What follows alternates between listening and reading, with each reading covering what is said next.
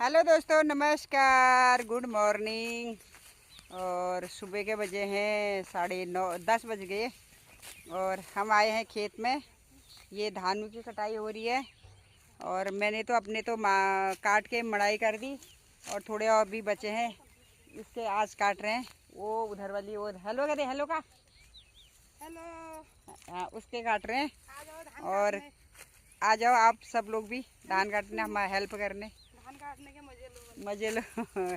ये है हमारी पहाड़ की औरतों की एक खासियत कि दिन भर ये काम करती हैं और बच्चों को भी देखती हैं और अपने पतियों का ध्यान भी देती हैं और रिश्तेदारों का ध्यान भी देती है। आने जाने दीपावली की मारे मारे आजकल आने जाने वाले रिश्तेदारों की मेहमानदारी भी खूब हो रही है।